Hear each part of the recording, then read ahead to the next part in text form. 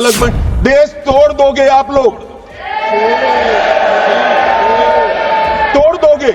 आपके वक़्फ में एक भी नॉन मुस्लिम नहीं आएगा, ये एक्ट में ऐसा कोई प्रावधान नहीं। अच्छा, अगर कोई क्रिश्चियन हिंदू धर्म कबूल करता है तो क्या वो मंदिर को नहीं दे सकता प्रॉपर्टी? फिर भारत के संविधान में आर्टिकल 300 क्यों है सर?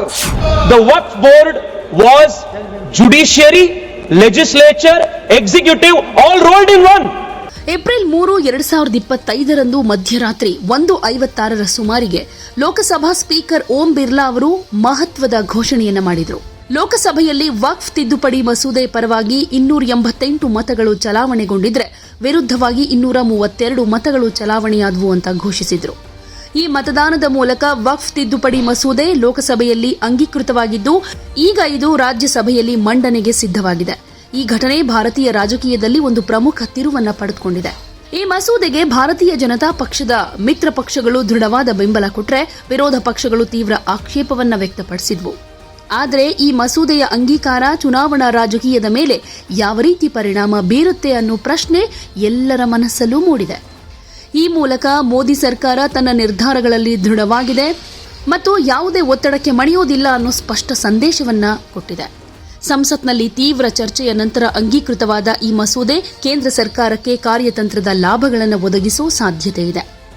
ಲೋಕಸಭೆಯಲ್ಲಿ 240 ಸ್ಥಾನಗಳನ್ನು ಹೊಂದಿದ್ರೂ ಬಿಜೆಪಿ ತನ್ನ ಮಿತ್ರ ಪಕ್ಷಗಳಾದ ನಿತೀಶ್ ಕುಮಾರ್, ಚಂದ್ರಬಾಬು ನಾಯ್ಡು ಅವರ ಬೆಂಬಲದೊಂದಿಗೆ ಈ ಮಸೂದೆಯನ್ನ ಯಶಸ್ವಿಯಾಗಿ ಅಂಗೀಕರಿಸಿದೆ.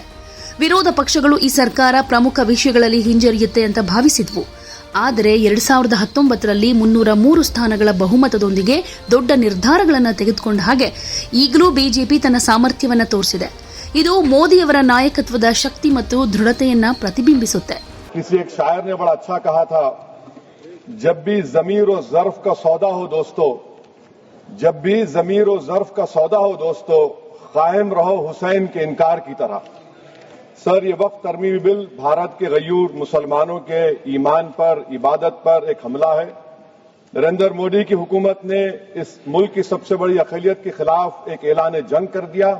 ये जो कानून बन रहा है ना सर, ये आर्टिकल 26 इसका सोर्स है।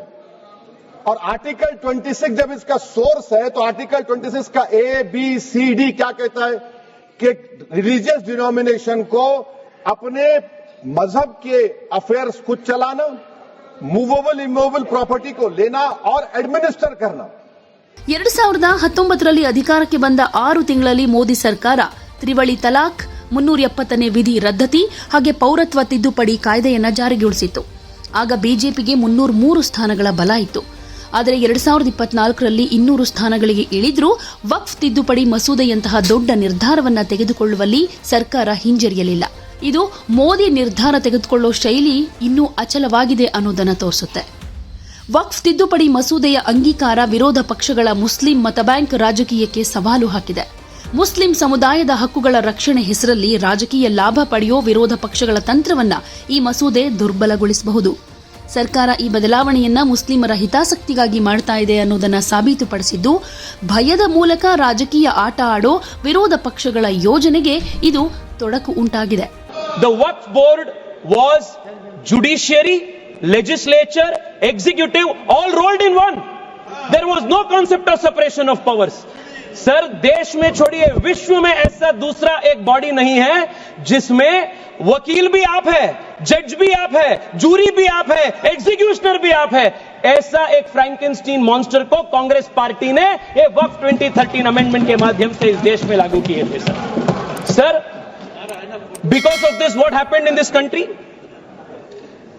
सर, हम देख रहे हैं, मैं कर्नाटका से आता हूं और लिंगायत वीरशैव परंपरा के सबसे महत्वपूर्ण जो वहां के मठ है, अनुभव मंडप बसवण्णा के, उसके ऊपर वक्फ बोर्ड ने क्लेम लगा दिए हैं. विजयपुरा डिस्ट्रिक्ट में, एक ही डिस्ट्रिक्ट में 15,000 एकड़ जमीन का कब्जा वक्फ बोर्ड ने किया है. In one district 15,000 acres. Sir, किसानों के जमीन. सर, आप सोचिए, जिस जमीन पे आप हजारों साल से आपके पिताजी, आपके बुजुर्ग लोग वहां खेती किए हैं, वहां उनका देहांत हुए हैं, वहां जहां सब कुछ आपके परिवार का है, उसी जमीन पे आपको वक्फ बोर्ड ने रातों रात एनक्रोचर डिक्लेयर कर दिया है. सर कर्नाटका में 4-5 ऐसे डिस्ट्रिक्ट है जहां सीरीज में आत्महत्या हो चुकी है फार्मर्स के। This is the result of this 2013 draconian amendment sir मैं आज यहां सोच रहे थे, बैठे बैठे हम सबसे सुन रहे थे, सब बात कर रहे थे इक्वालिटी इक्वालिटी इक्वालिटी का। सर मैं आज विपक्ष से पूछना चाहता, आप मुझे बताइए वक्फ बोर्ड जैसे बॉडी क्रिश्चियन के लिए इस देश में क्यों नहीं है, बुद्ध धर्म के लिए क्यों नहीं है, जैन के लिए क्यों नहीं है? नहीं है। ಇನ್ನು ಈ ಮಸೂದೆ ಮೂಲಕ ಸಣ್ಣ ಅಲ್ಪಸಂಖ್ಯಾತ ಸಮುದಾಯಗಳ ಹಕ್ಕುಗಳ ರಕ್ಷಣೆಗೆ ಸರ್ಕಾರ ಬದ್ಧವಾಗಿದೆ ಅನ್ನೋ ಸಂದೇಶ ಕೂಡ ಹೋಗಿದೆ. ಕೇಂದ್ರ ಸಚಿವ ಕಿರಣ್ ರಿಜಿಜು ಅವರು ಚರ್ಚೆಯಲ್ಲಿ ಪಾರ್ಸಿ ಸಮುದಾಯದಂತಹ ಸಣ್ಣ ಗುಂಪುಗಳು ಭಾರತದಲ್ಲಿ ಸುರಕ್ಷಿತವಾಗಿದೆ ಅನ್ನೋದನ್ನ ತಿಳಿಸಿದ್ರು. ಇದು ಈ ಸಮುದಾಯಗಳಿಗೆ ತಮ್ಮ ಭವಿಷ್ಯದ ಬಗ್ಗೆ ವಿಶ್ವಾಸವನ್ನ ಮೂಡಿಸುತ್ತೆ.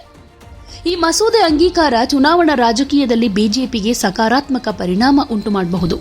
ಬಿಹಾರ, ಪಶ್ಚಿಮ ಬಂಗಾಳದಂತಹ ರಾಜ್ಯಗಳಲ್ಲಿ ಮುಂಬರುವ ಚುನಾವಣೆಗಳಲ್ಲಿ ಈ ನಿರ್ಧಾರ ಸರ್ಕಾರದ ದೃಢತೆಯನ್ನ ಎತ್ತಿ ತೋರಿಸಬಹುದು. ಒತ್ತಡಕ್ಕೆ ಮಣಿಯದೆ ತನ್ನ ಯೋಜನೆಗಳನ್ನು ಜಾರಿಗೊಳಿಸೋ ಬಿಜೆಪಿಯ ಈ ನಿಲುವು ಚುನಾವಣೆಯಲ್ಲೂ ಕೂಡ ಹೆಲ್ಪ್ಫುಲ್ ಆಗಬಹುದು. ಹಾಗೆ ವಿರೋಧ ಪಕ್ಷಗಳು ಈ ಮಸೂದೆಯನ್ನ ಮುಸ್ಲಿಂ ವಿರೋಧಿ ಅಂತ ಚಿತ್ರಿಸೋದಕ್ಕೆ ಟ್ರೈ ಮಾಡಿದ್ರೂ ಅದು ಲೋಕಸಭೆಯಲ್ಲಿ ಅಂಗೀಕೃತವಾಗಿರೋದು ಅವರಿಗೆ ಹಿನ್ನಡೆಯಾಗಿದೆ. ಇದು ಅವರ ರಾಜಕೀಯ ತಂತ್ರವನ್ನ ದುರ್ಬಲಗೊಳಿಸಿ ಹೊಸ ಸಮೀಕರಣದಲ್ಲಿ ಕೆಲಸ ಮಾಡೋ ಹಾಗೆ ಒತ್ತಾಯ ಮಾಡಬಹುದು. ಒಟ್ಟಾರೆಯಾಗಿ ವಕ್ಫ್ ತಿದ್ದುಪಡಿ ಮಸೂದೆ ಅಂಗೀಕಾರ ಬಿಜೆಪಿಯ ದೃಢತೆ, ನಾಯಕತ್ವದ ಸಾಮರ್ಥ್ಯ ಹಾಗೆ ರಾಜಕೀಯ ಕಾರ್ಯತಂತ್ರದ ಗೆಲುವನ್ನ ಇಲ್ಲಿ ಸೂಚಿಸುತ್ತೆ. देश तोड़ दोगे आप लोग, तोड़ दोगे। हमने साहब मैं अभी भी आपके माध्यम से, इस सदन के माध्यम से देश भर के मुसलमान भाइयों बहनों को कहना चाहता हूं, आपके वक़्फ में एक भी नॉन मुस्लिम नहीं आएगा। ये एक्ट में ऐसा कोई प्रावधान नहीं। मगर जो वक़्फ बोर्ड है और वक़्फ परिषद है, उसका काम क्या है? वक़्फ की संपत्तियां मान्यवर बेच खाने वाले लोगों को पकड़कर इसके बाहर निकालने का। वक़्फ के नाम पर औने पौने दाम में संपत्तियों को 100 साल तक किराए पे देने वाले लोगों को पकड़ना है। वक़्फ का जो पैसा होता है, इनकम जो गिरती जा रही है, जिसके माध्यम से माइनॉरिटी का विकास करना है, माइनॉरिटी को आगे बढ़ाना है, इस्लाम धर्म की सारी धार्मिक संस्थाओं को पुख्ता करना है। ये पैसा जो चोरी होता है ना, उसको पकड़ने का काम वक्फ बोर्ड वक्फ परिषद करे। और मान्यवर वो चाहते हैं कि इनके राज में जो मिली भगत चली वो चलती रहे। ये नहीं चलेगी, ये नहीं चलेगी। और इसकी जांच कलेक्टर करे तो इसमें आपत्ति क्या है? वक़्फ तो दान है भाई, और दान अपनी संपत्ति का किया जा सकता है, किसी और की संपत्ति का नहीं किया जा सकता। गांव में कोई बेचारा अमेरिका गया है 4 महीने पढ़ने के लिए, घूमने के लिए आता है तो कि वक़्फ घोषित हो गया। कोई कारोबार करने के लिए दिल्ली आता है तो कि वक़्फ घोषित हो गया। अरे ऐसे नहीं होता भाई। कलेक्टर को पूछना पड़ेगा सरकारी संपत्ति है या नहीं है, इसकी जांच करनी चाहिए या नहीं करनी चाहिए। ढेर सारे मंदिर बनते हैं, बने भी है, बनेंगे भी। ढेर सारे चर्च बने हैं, गुरुद्वारे बने हैं। सरकारी संपत्ति पर बन सकते हैं क्या? नहीं बन सकते मान्यवर। जहां वक़्फ की घोषणा होती है वो भूमि सरकारी है या नहीं है वो सत्यापित करना ही चाहिए, और कलेक्टर के अलावे इसको कोई सत्यापित नहीं। मान्यवर इन्होंने मैंने पहले भी बताया मान्यवर, कोर्ट को भी रास्ते से निकाल दिया। मैं बाद में बात करता हूं मान्यवर ये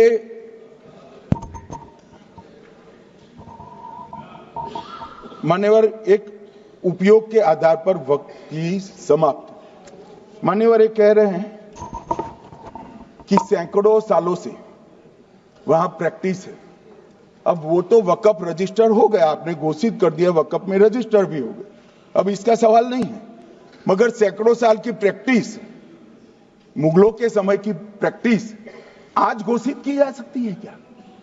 अगर वहां नमाज पढ़ रहे हैं तो लोग देखते होंगे, कब्रिस्तान होगा लोग देखते होंगे, दरगाह होगी तो लोग देखते होंगे, और घोषित भी हो चुका होगा, रजिस्टर भी हो चुका होगा। अब अगर आप वक्फ घोषित करना है तो उसको ऐसे नहीं कर सकते मान्यवर, अधिकृत करना चाहिए।